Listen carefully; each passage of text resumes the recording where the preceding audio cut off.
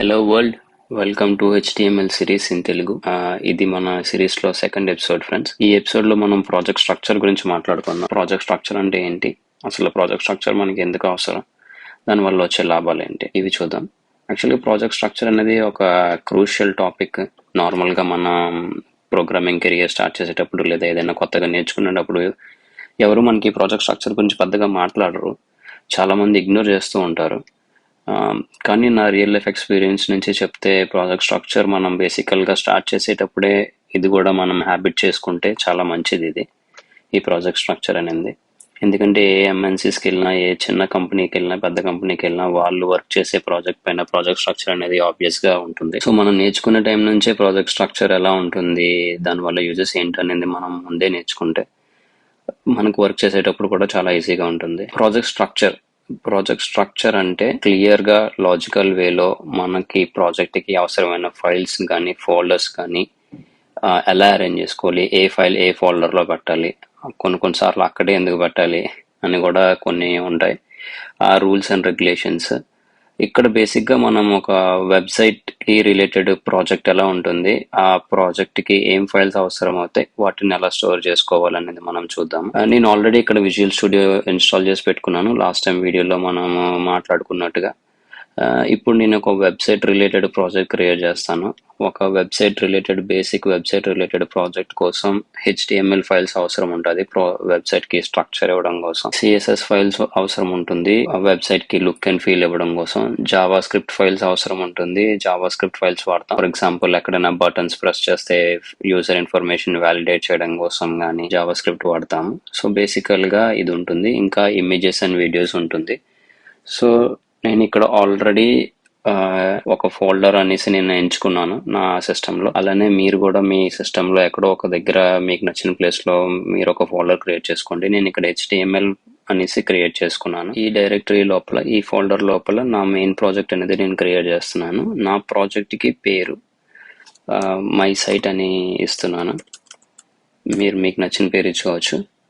ఇక్కడ my site అనేది root directory లేదా రూట్ ఫోల్డర్ అంటారు. మనం ఎంటైర్ ప్రాజెక్ట్ మ్యాక్సిమం అంతా ఈ డైరెక్టరీ లోపలే వస్తుంది. సో ఈ ఒక్క డైరెక్టరీ మనం కాపీ చేసుకుంటే మన ప్రాజెక్ట్ మొత్తం కాపీ చేసినట్టు ఉంటుంది ఫ్యూచర్ లో. సో దీని కిందన ఇందాకలో మనం చెప్పినట్టుగా ఫస్ట్ మన వెబ్సైట్ కి HTML పేజెస్ అవసరం ఉంటుంది.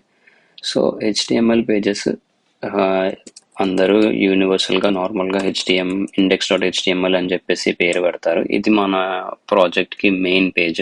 హోమ్ పేజెస్ కూడా మన వెబ్సైట్ కి వచ్చేది. సో ప్రజెంట్ నేను ఇక్కడ ఏం కోడ్ రాయడం లేదు, కోడ్ అనేది నెక్స్ట్ వీడియోస్ లో రాద్దాం. సో index.html ఫైల్ అయితే క్రియేట్ చేసి పెట్టాను. ఇప్పుడు ఇందులో నాకు ఇంకా CSS ఫైల్స్ అవసరం అవుతాయి. ఎందుకంటే నెక్స్ట్ వెబ్సైట్ ని స్టైల్, లుక్ అండ్ ఫీల్ చూపించడానికి కోసం CSS ఫైల్స్ అవసరం ఉంటుంది. CSS ఫైల్ కూడా క్రియేట్ చేస్తున్నాను. So cascading style sheets files కోసం ఒక ఫోల్డర్ క్రియేట్ చేశాను.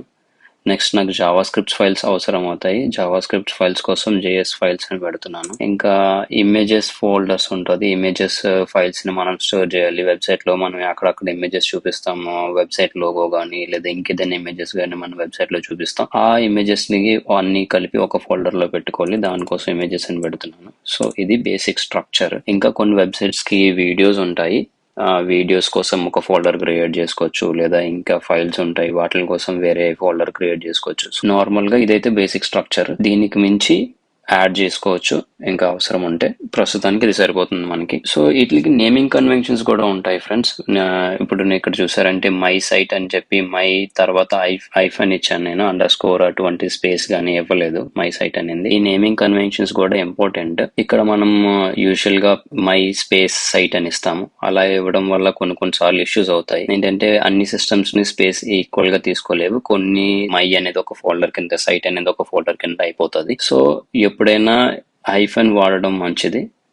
అండ్ అన్ని చూసారు అంటే నేను అన్ని స్మాల్ లెటర్స్ లో ఇచ్చాను. ఇది కేస్ సెన్సిటివ్. ఏదైనా ఒకటి మనం క్యాపిటల్ లెటర్ లో కానీ మిక్స్డ్ లెటర్స్ లో రాసి మనము యాక్సెస్ చేయాలి అనుకుంటే సేమ్ వర్డింగ్ ఇవ్వాలి. సో యూనివర్సల్ గా అందరూ స్మాల్ లెటర్స్ తో వాడతారు. సో నేను స్మాల్ లెటర్స్ లోనే ఇక్కడ పెట్టాను. ఈ పాయింట్స్ మనం గుర్తు పెట్టుకోవాలి ప్రాజెక్ట్ స్ట్రక్చర్ క్రియేట్ చేసే ముందు. ఇది నేమింగ్ కన్వెన్షన్స్.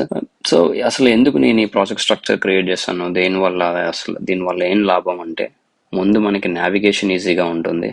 ఇప్పుడు ఈ సైట్లో నాకు HTML ఫైల్స్ ఎక్కడ ఉన్నది, మెయిన్ పేజ్ ఎక్కడ ఉంది అంటే నాకు ఆబ్వియస్గా తెలుసు ఇది index.html, ఇది నా మెయిన్ పేజ్ అని చెప్పి. సో నాకు ఈ సైట్లోకి వెళ్ళి నేను ఇమేజెస్ ఎక్కడ ఉన్నాయి అంటే నాకు తెలుస్తుంది ఇక్కడ ఇమేజెస్ ఫోల్డర్స్లో అన్ని ఇమేజెస్ ఉంటాయి, అలానే జావా స్క్రిప్ట్ ఫైల్స్ ఇక్కడ ఉంటుంది అని చెప్పి నావిగేషన్ ఈజీగా ఉంటుంది. దీనివల్ల ఏంటి అడ్వాంటేజ్ అంటే రేపొద్దున్న మన వెబ్సైట్ గ్రో అయ్యే కొద్దీ ఎక్కడైనా ఇష్యూస్ వచ్చి ఏదైనా సైట్ ఒక పేజ్ సరిగ్గా డిస్ప్లే అవ్వట్లేదు అంటే మనం దాన్ని మార్చాలి అంటే ఎక్కడ మార్చాలి అనేది మనకి ఈజీగా ఐడెంటిఫికేషన్ చేయొచ్చు, ఏ డైరెక్టరీలో ఉంటుంది అనేది, ఏ ఫోల్డర్లో ఉంటుంది అనేది మనకి ఈజీగా తెలుస్తుంది. అలానే నెక్స్ట్ ఇది మనకి అండర్స్టాండింగ్ ఇస్తుంది, మన ప్రాజెక్ట్ మొత్తానికి అండర్స్టాండింగ్ ఇస్తుంది. ఫర్ ఎగ్జాంపుల్ ఇక్కడ CSS ఫైల్స్ ఉన్నది, ఇక్కడ HTML ఫైల్స్ ఉంది, ఇక్కడ జావా స్క్రిప్ట్ ఫైల్స్ ఉన్నది. మన ప్రాజెక్ట్ లో ఎటువంటి రకమైన ఫైల్స్ ఉన్నాయి, ఈ CSS ఫైల్స్ HTML ఫైల్స్ కి ఎలా రిలేట్ అవుతుంది, HTML ఫైల్స్ ఈ జావా స్క్రిప్ట్ ఫైల్స్ కి ఎలా రిలేట్ అవుతుంది, ఇమేజెస్ ఎక్కడి నుంచి వస్తున్నాయి అనేది ఒక క్లియర్ అండర్స్టాండింగ్ మనకు ఉంటుంది. ఇది కూడా మనకి ఈజీ చేస్తుంది ప్రాజెక్ట్ ని అర్థం చేసుకునే దాంట్లో. నెక్స్ట్ మెయింటెనెన్స్ ఇంప్రూవ్ అవుతుంది. ఈ వెబ్సైట్ మనం ఇప్పుడు ప్రెసెంట్ అయితే ఒక 3 డైరెక్టరీస్, ఒక HTML ఫైల్ ఉంది. సో ఆబ్వియస్ గా అన్ని వెబ్సైట్స్ ఎంత సింపుల్ గా ఉండవు. ప్రాజెక్ట్ సైజ్ పెరుగుతున్న కొద్దీ, కాంప్లెక్సిటీ పెరుగుతున్న కొద్దీ నెంబర్ ఆఫ్ ఫైల్స్ కూడా పెరుగుతూ వస్తూ ఉంటాయి. సో ఆ టైంలో మనం మెయింటైన్ చేయడానికి ఈజీగా ఉంటుంది. ఏ ఫైల్స్ ఎక్కడ ఉన్నాయి, ఏ డైరెక్టరీస్ లో ఉన్నాయి అని తెలిసినప్పుడు వాటిని మెయింటైన్ చేయడం ఈజీ అవుతుంది. నెక్స్ట్ కొలాబరేషన్ అంటే మనం టీం వర్క్ చేస్తుంటారు. నార్మల్ గా ఇండివిజువల్ గా ఎవరు వర్క్ చేయరు, చాలా రేర్.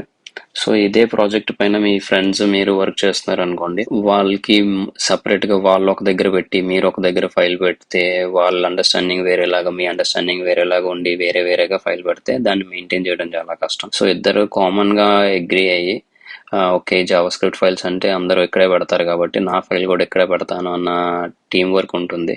సో అలా ఉంటుంది. స్కేలబిలిటీ గ్రో అయ్యే కొద్దీ, సైట్ గ్రో అయ్యే కొద్దీ మెయింటెనెన్స్ ఈజీగా ఉంటుంది, అదొకటి. నెక్స్ట్ సెర్చ్ ఇంజిన్ ఆప్టిమైజేషన్స్ అంటారు. సెర్చ్ ఇంజిన్ ఆప్టిమైజేషన్ అంటే మనం గూగుల్లో నెతికేది, గూగుల్ ఒక సెర్చ్ ఇంజిన్, అందులో నెతికినప్పుడు మన వెబ్సైట్ రావాలి, మన సైట్ బాగా డిస్ప్లే అవ్వాలి, ఎటువంటి ఇష్యూస్ ఉండకూడదు, పేజ్ నాట్ ఫౌండ్స్ అటువంటి ఇష్యూస్ రాకూడదు అంటే ఈ project structure important, naming conventions important friends. So present మీరు కూడా ఇలా ఒక స్ట్రక్చర్ క్రియేట్ చేసి పెట్టుకోండి. నెక్స్ట్ వీడియోలో మనం యాక్చువల్గా కోడ్ రాసి పెడదాం. Thank you for watching. By by now.